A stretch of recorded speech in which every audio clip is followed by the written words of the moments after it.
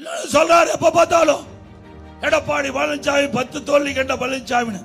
திரு ஸ்டாலின் அவர்களே, எங்களுடைய தாய் இறந்த பிறகு இன்றைக்கு தாய் இல்லாத பிள்ளைகள் எப்படி துடிக்குமோ அப்படி இருந்தோம். அந்த காலகட்டத்தில் கூட எங்களுடைய கூட்டணி 2021 இதே கூட்டணி. இன்றைக்கு அண்ணா திமுக, பாரதிய ஜனதா, பாட்டாளி மக்கள் கட்சி இப்படி கூட்டணி அமைச்சு போட்டியிட்டு சேலம் மாவட்டம் அண்ணா திமுக கோட்டை என்று நிரூபிச்சோம். 2021 சட்டமன்ற பொதுத் தேர்தலில் 11 இடத்துல 10 இடத்துல ஜெயிச்சோம்ல. ஸ்டாலின் ஆட்சியில் இருக்கலாம், இங்கே ஆட்சியில் இருந்தது அண்ணா திமுகவும் கூட்டணியும். ஆக அப்பொழுதே நாங்க வென்றோம். இப்போ நாட்டு மக்களிடத்துல பல அவப்பெயர்களை இன்றைய அரசாங்கம் சம்பாதிச்சிருக்குது. மிகப்பெரிய அவப்பெயர். மக்களோட ஆட்சி, ஊழல் ஆட்சி. மக்கள் வெறுத்து ஒதுக்கி இருக்கின்றாங்க இன்றைய திமுகவை. இன்றைக்கு போராட்டம், விவசாயிகள் போராட்டம், அரசு ஊழியர்கள் போராட்டம், ஆசிரியர்கள் போராட்டம், செவிலியர் போராட்டம், சத்துணவு போராட்டம், அங்கன்வாடி ஊழியர் போராட்டம், டாக்டர் போராட்டம்.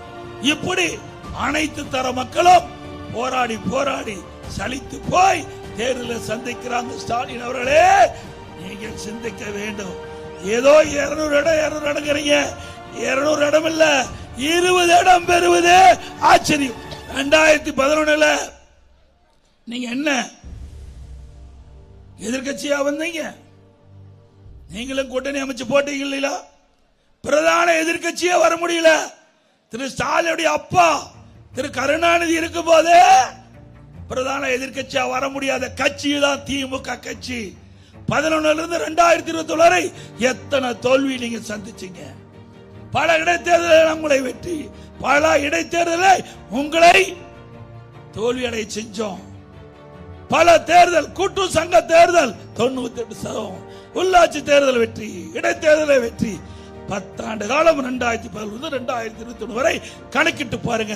எத்தனை தேர்தலில் அதிமுக கூட்டணி வெற்றி பெற்றது என்று தெளிவாக தெரியும். தெரிஞ்சா தான் பேச முடியும். தெரியாத ஆள்கிட்ட என்ன பேச முடியும்? எனக்கு முன்னாலே பாட்டாளி மக்கள் கட்சி தலைவர் சொன்னதை போல தெரியாத மனசுகிட்ட பேசி என்ன பிரயோஜனம்?